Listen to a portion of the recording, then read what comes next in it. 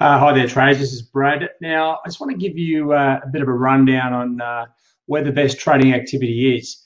Now, we're coming into Thursday. We've got the Bank of England. We've also got some manufacturing data out of the UK, as well as the US CPI numbers. So this is a really good time to sort of tune you up, give you some extra sort of bits and pieces to think about as we go into these major releases.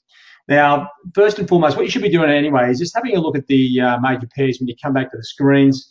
Obviously, as you can see, the Aussie and Kiwi heading lower. Euro's got the best looking trend to me, but Aussie's starting to sort of fit into that. And after the RBNZ this morning, the Kiwi sort of dipped lower again, and that's basically on the back of a revision down of inflation forecast for next year, so which they change every meeting. So I don't know why the market's getting a bit carried away with that, but they are, and that's sort of probably because it goes with the current trend, which is down. Sterling, obviously the trend is down. It's come down from 143 to just under 135, but it is starting to trade sideways and a bit erratic, right? It sort of bounced 100 points last night. You can hardly sort of see it in amongst the rest of the carnage there, but it's just going to get a little bit looser. And I want to sort of discuss the possibilities around that going forward. Also, dollar CAD. I mean, it has broken back down here with that move in oil, as you can see, down to sort of 71.5. That was always going to put extra pressure on the CAD to rally. It has finally caught up. But if you look at it over the course of the last couple of months, it's pretty much going sideways, besides that little blip up on the Iranian news a few days ago. So, it has broken down short term on the hourlies, but in the big scheme of things, it's still within current ranges. So I'm not getting too fussed about that. Dollar yen, surprisingly, is starting to sort of push to the top side again. Now the direction for the dollar will obviously come back into play with that US data. So let's just have a quick focus here. Now, this is where you know where the trends are in the currencies, right? And I'll just bring it over here. I mean, the daily analysis snapshot, it's basically there to give you a bit of an overview of where the major possibilities are. Now, if you have the fundamentals and the technicals working together, well, that's a really strong trade. But funnily enough, if you just have the technicals working on their own, like say the Aussie and Kiwi are, well, actually the Kiwi's kicked in with a bit of a fundamental shift this morning from the RBNZ. But you can find there's a couple of currencies here where they don't have a fundamental driver as such. Let me just clear that screen. Where you're still looking to get into those currency pairs. But what you should be doing is using your own sort of weighting or classification as such. Going, well, okay, dollar yen and dollar Swiss look like they're going up, but they don't really have the fundamental driver behind them for those currency pairs themselves. So maybe that's a half the trade size. If I see something like sterling, where the data's weak, the sentiment from the central bank's weak, the technicals are weak, you're like, well, that's probably a full trade, if not looking to get a little bit more aggressive than that. Okay, that's where you need to be. If you are having a look at the daily snapshot, the idea is to guide you through your analysis. Okay, where we're getting the central bank sentiment from. The economic sentiment itself comes from the fresh data. As I said, once these things start to match up, and especially when the US dollar has clear technical and fundamental outlook, that generally gives all these major currencies a real clear direction. As you can see on the technical outlook here, they are basically all moving with that US dollar sentiment. But then you throw on some individual currency sentiment there, that's when it starts to rock and roll. And that's exactly what we've seen on sterling. We've seen strong US dollar, weak sterling, and that's why we've seen that thing fall 8 cents. So don't forget, that can happen at any stage, and we expect that to continue. Like a lot of central banks are nervous now about how the UK economy has fallen off the map. Okay, so basically going forward, I think the RBNZ's sort of downplayed theirs. We're going to watch the rest of the central banks. Now, where are the best trading opportunities today? Well, on the major charts, on the major currency pairs, you can see where the trends are. Now, the trend is your friend. So look for those opportunities. Coming into the early data, right? Because the trend is your friend, but this is where it comes back to the Bank of England meeting. That is a trend-changing event. So requires extra detail. But just coming back to where the opportunities are in Asia, obviously we've got the Chinese CPI, PPI coming out. Now the CPI is the main event. Okay, so keep an eye on this. And this is particularly important for the Aussie and Kiwi. They are trending down. If this data comes in weak and China's slowing down, then that's going to put extra pressure on the downside. They are already moving lower, so we should get a nice, easy trade to the downside. If this data, for some reason, comes in strong, well, you know what? It's not going to change the trend, but it will slow things up somewhat. Okay, so the best trade here is weak numbers, and I'll be looking to sell Aussie and Kiwi, right? If it comes out strong, well, you know what? It might go up a bit, but you're fighting the current trend, and it's a little bit unpredictable. So, as I said, the best trade is on the downside, so keep an eye on that. Now, you come back across here to the UK. Now, we've got the this manufacturing output number is a very robust number. Once again, they are expecting negative numbers. Now, I've never seen anything like this for a long, long time where we've gone from really positive numbers to completely not just weak, but negative, right? So this has probably been coming for a while. I mean, if you go back a number of months, Carney, when he was forced to raise rates last time, just because of the way it's set in the government regulations, if inflation's over a certain amount, they've got to do it. Now, this is a situation where he sort of probably saw the numbers falling. The rest of the market hasn't done so. We're looking for weaker numbers. So this may give sterling another big nudge to the downside leading into the Bank of England. All right. So, but then you come into the Bank of England itself. This is an entirely different event. Now, you've got there's a number of different things to focus on. One thing, now, there's no change in rates expected. Okay, 0.5%. Now, you may get Carney coming out afterwards, jawboning it, saying basically, yeah, the numbers have fallen off. We're very aware of it. We won't be raising rates 2018. We'll be lucky if we're raising them in 2019. That's sort of what I'm thinking anyway. So, but because there's no change in rates, right, the event becomes a bit convoluted. It's very hard to understand what the hell is going on. But we do have some data here to focus on that it will tell us exactly what's happening inside on the board there, right? So there's 9 voters. Now, vote hike, last time there was 2, there was 7 that wanted to keep rates unchanged. The big chance here is if we see some members, and there should be a few, going into the cut scenario, well, that's very bearish for sterling. So I wouldn't be worried about watching what Carney's going to say. Watch the vote count. If there's a change here in the vote count and there's 1 or 2 going into that cut scenario, and say we drop off here, you drop off the vote hike, that won't be happening. They should go back into unchanged. So it's either going to be 9-0 or say 7-2, where some are actually starting to look for cuts. And that is panic. That is a quick turnaround and problematic, right? Sentiment, consumer sentiment, everything will just go a bit pear-shaped. So we've had housing numbers, we've had all the PMI data's weak, everything's weak. I think the UK is in a very precarious position, and we may see a massive move. So, and this is where we come back into the US CPI numbers. If the vote count changes here to, say, dovish, and you would expect Carney to be dovish, and we get strong US CPI numbers, sterling is currently around 135.5. We may actually see sterling around 132, right? That's the fact of it. But this is going to be a hugely volatile event, right? So with that, I would be trimming my trade size because you're going to get the big move. So you don't need the big dollars. You don't need to make your $1 million on this one trade. We're trying to make some money. Now, to do that, decrease your trade size. We're going to get greater volatility and go down. There's always a chance that Carney could come out and start saying, well, you know what? The currency's already gone down 8 cents. That's about as far as it needs to go. And we'll just see how the numbers come out from here, right? And that could happen. You might see sterling rally. I think that vote count will be very important to the overall direction of sterling. So keep an eye on that.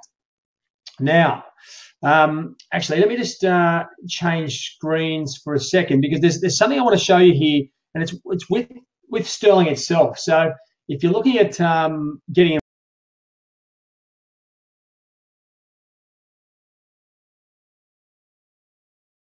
let me go to sterling and get that up. Okay, because the situation here is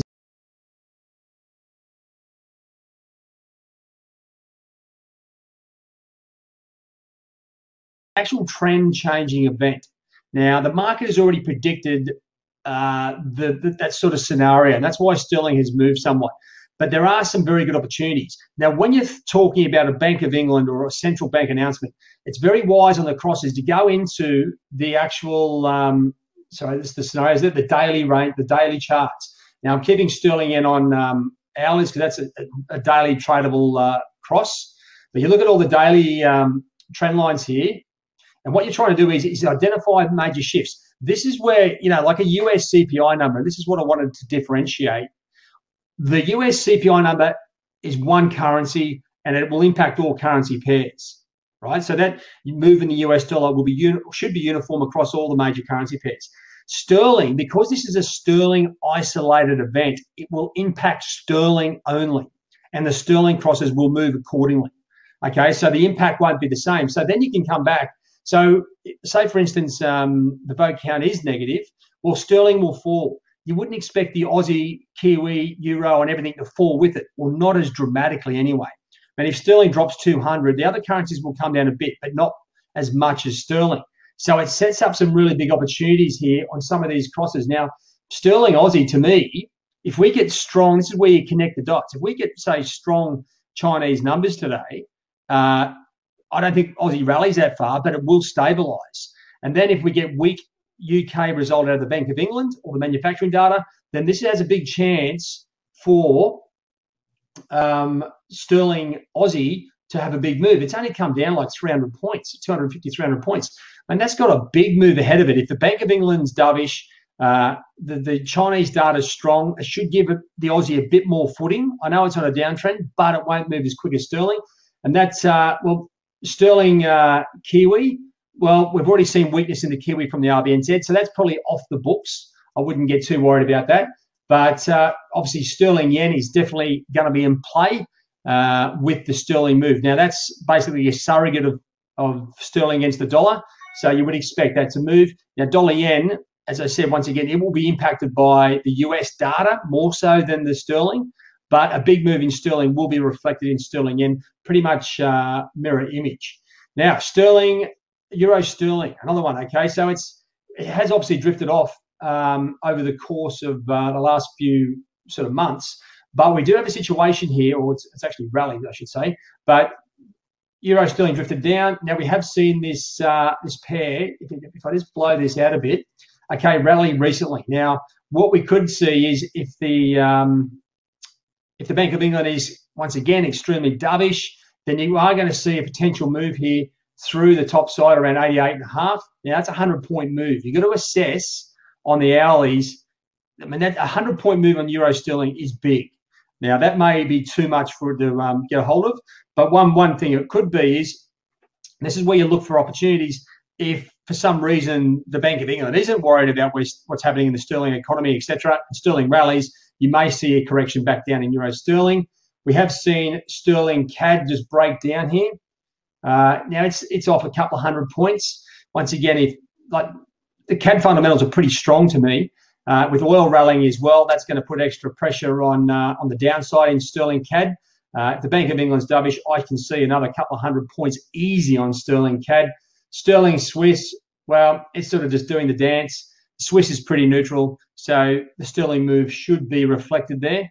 But to me, sterling Aussie, euro sterling maybe, but sterling CAD, two good opportunities. So make sure you go through your crosses and really piece together what's happening in that currency, like the Aussie, what's happening in sterling, what's happening in CAD. Like the CAD to me has very strong fundamentals, as I said, and that's one thing that you should really have a close look at. Now, just to finish up, let me just come back to majors, because what I want to do is just give you a look at where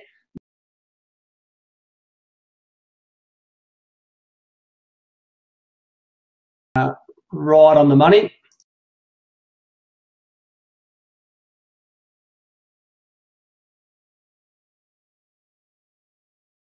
Meeting. So if you're not sure about what you're doing, focus on the US data. If it's strong, right, we've got these trends all in place, perfect, right? Now what we're going to need is some decent sort of level of variance. But to me, dollar yen's really going sideways, and so is dollar CAD for that matter. So what we're looking for is, now the expected number, right, for the US CPI is 0.3. Well, let's get rid of those.